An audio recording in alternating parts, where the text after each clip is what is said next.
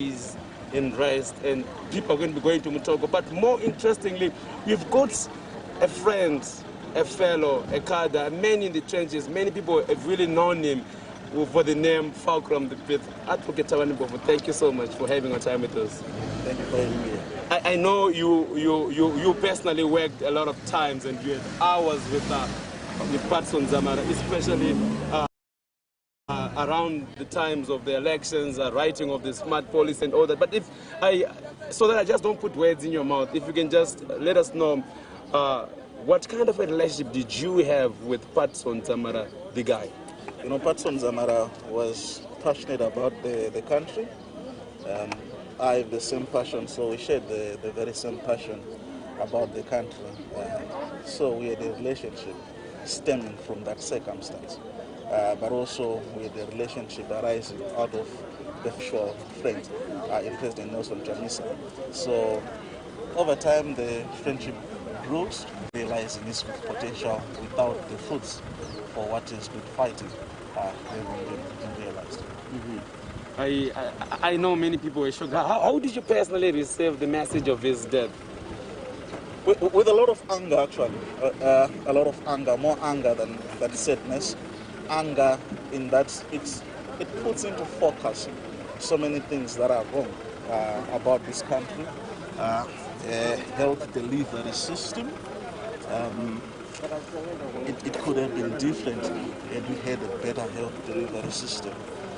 It puts into focus circumstances that pertain to the illness itself. It is one in respect of which very questions have arisen and very few answers been provided. So I would say it caused a lot of anger. It really did.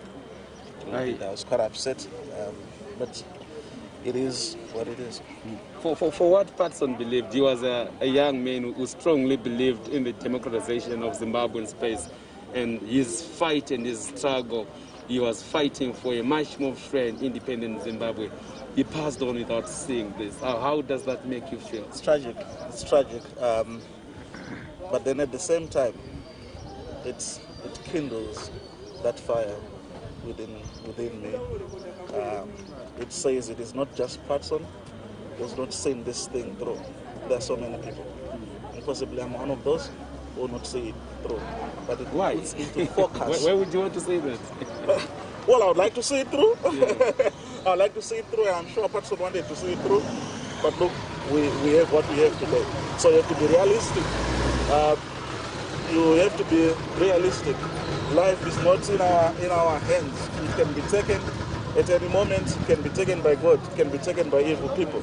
But the point is, in these kinds of circumstances, that fire is kindled. The zeal is renewed. And you have to say to yourself, there's something that we've been fighting for. Let's take stock.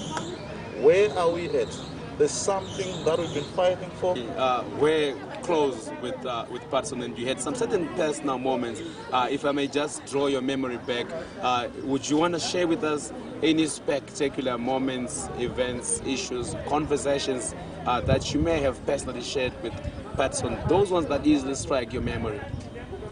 Well, most certainly around 2018.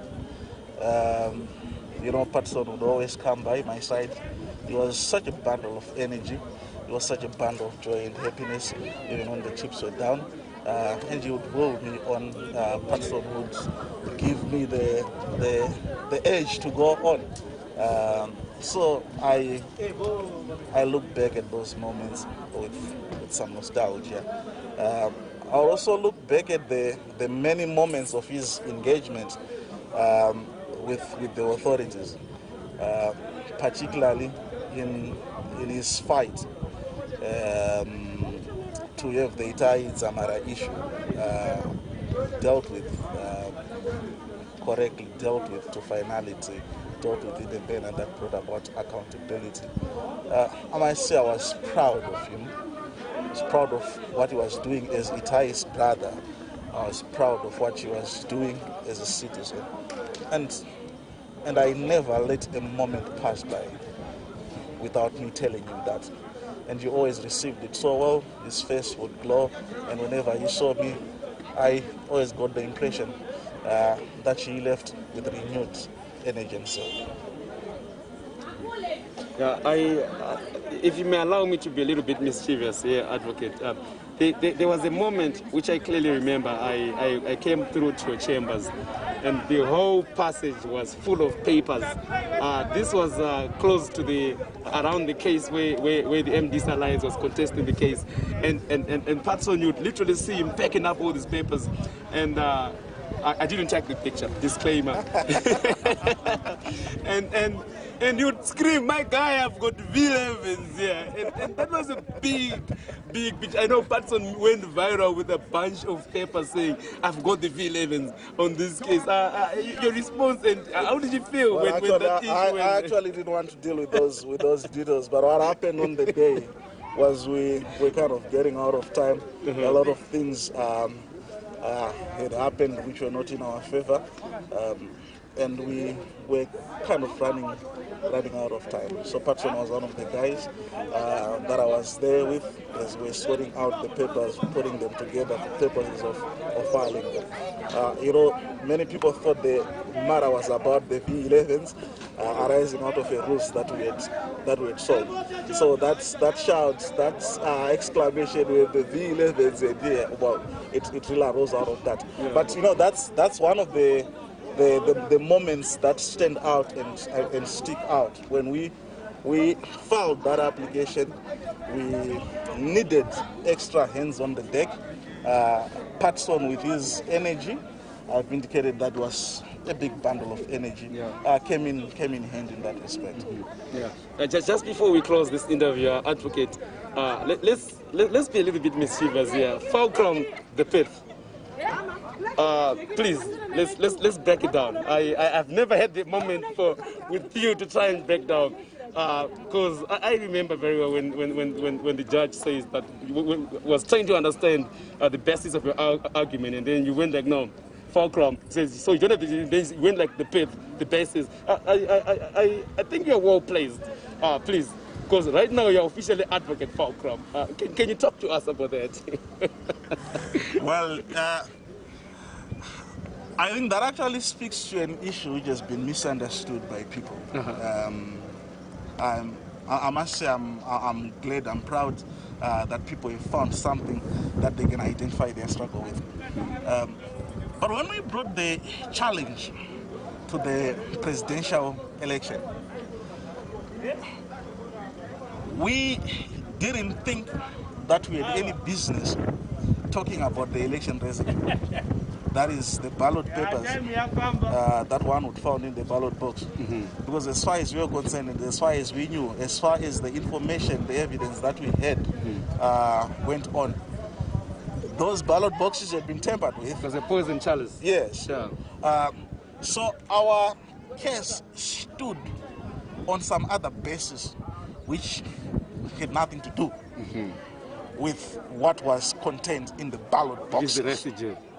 It had nothing to do with the V11s. It had nothing to do with the electoral residue. Yeah. Our case could stand, and did in fact stand, on the basis of the many inconsistent figures that the Zimbabwe Electoral Commission had announced. You recall, for instance, that we only needed less than 40,000 votes, some 30,000, to demonstrate that ED had not been validly elected.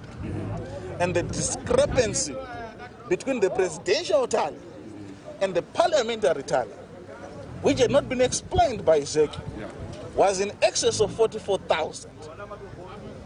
And that on its own was material enough to vitiate the election.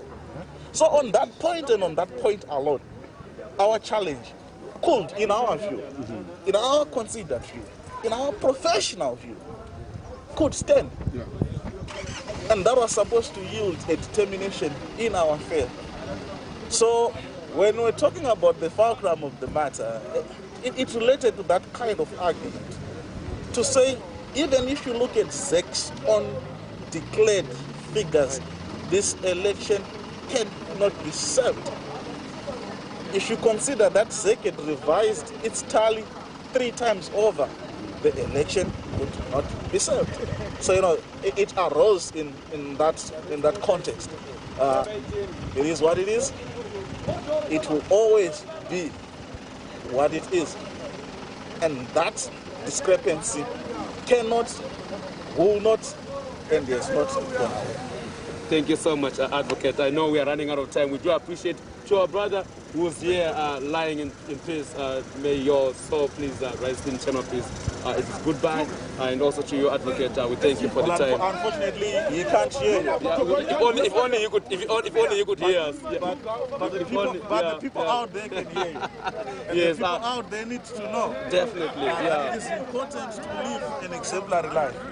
It is important to fight with all that you have for the good of your people.